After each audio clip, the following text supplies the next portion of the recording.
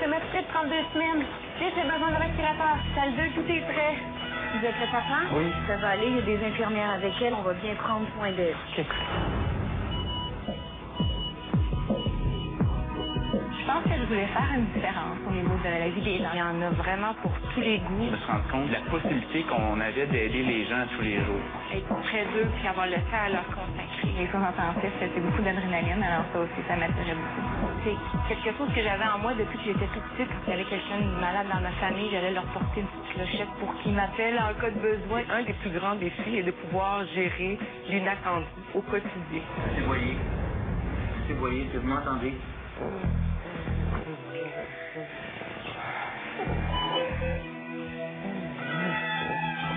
Vous avez de la misère à respirer, hein?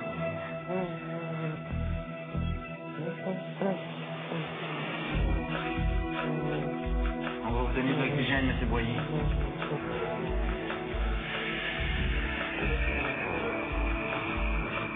J'ai besoin d'aide dans 14.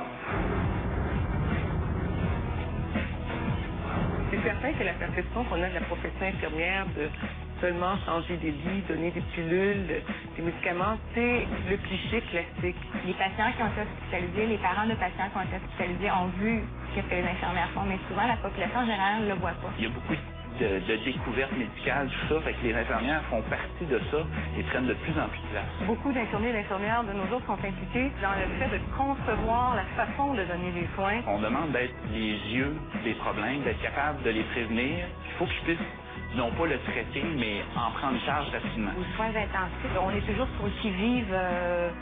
Il y a toujours une alarme qui sonne. C'est ce qui me stimule là, d'être toujours à l'affût. Essayez l'apnée. Ça va? Oui.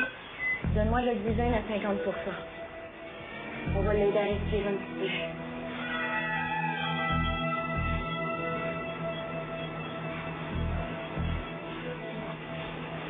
OK.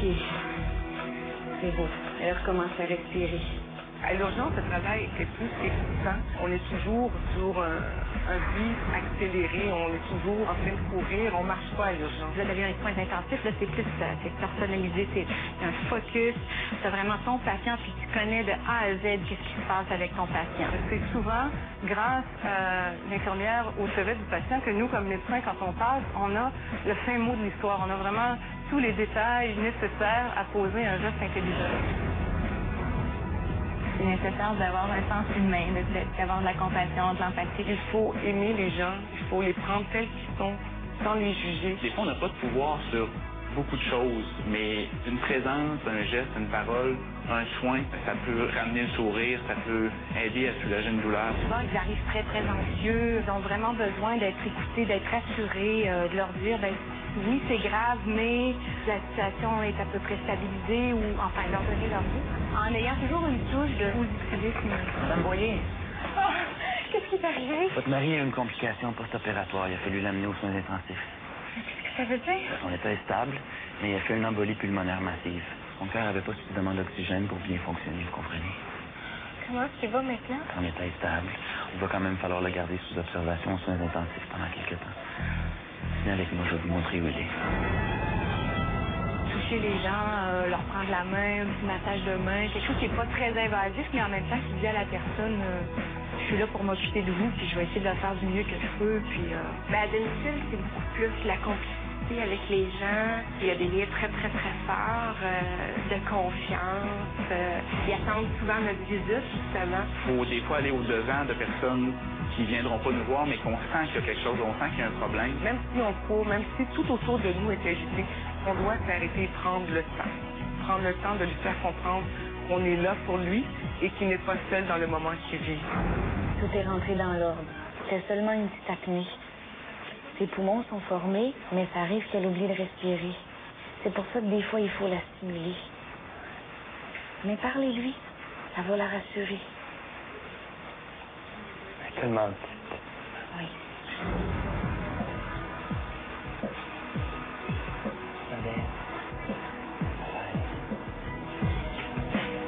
Je suis suivi à mes Maisonneuve-Rosemont depuis 12 ans pour une leucémie myéloïde chronique.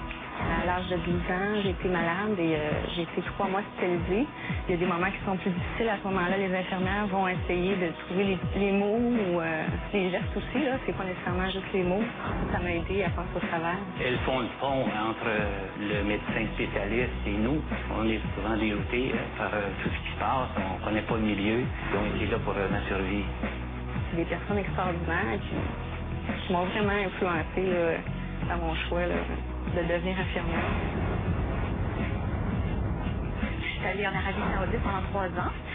Je suis rentrée au Canada, puis ensuite je suis montée dans le Grand Nord. C'était une des expériences de vie la plus enrichissante que j'ai faite. De plus en plus, les maisons d'enseignement organisent des stages à l'étranger.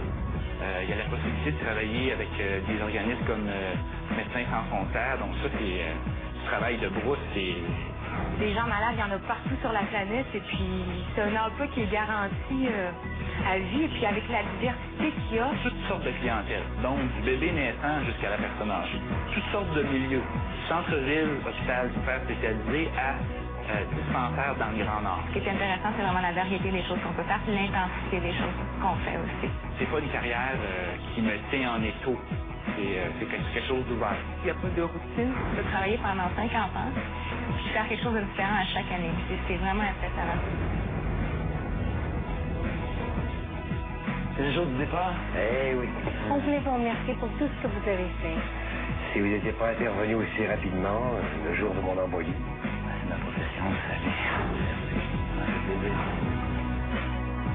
Susciter même des fois, de la part du médecin, des interventions, de poser des questions très pointues qui vont faire en sorte que le médecin va même raffiner son approche.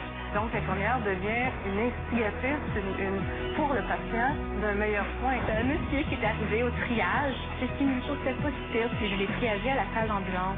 Puis, finalement, il y avait un anévrisme, puis j'aurais pu mourir dans la salle d'attente. Le médecin, par après, il est venu me voir, puis il dit « T'as fait un bon triage. » Puis ça, je me suis dit « Ah oui, c'est bon. » C'est fort. Ta maman va être fière de toi. Ok. Vous voyez comme elle a l'air bien sur vous?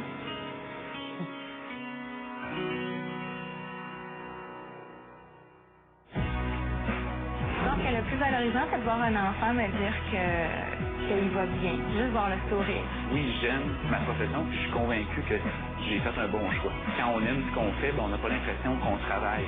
Les gens nous disent qu'ils ont besoin de nous. Alors ça, c'est très valorisant. Je trouve que c'est vraiment une très, très belle profession. On s'ennuie jamais. Je vais me réaliser là-dedans. Et puis j'ai vraiment trouvé la place. C'est vraiment comme des ressemblants là.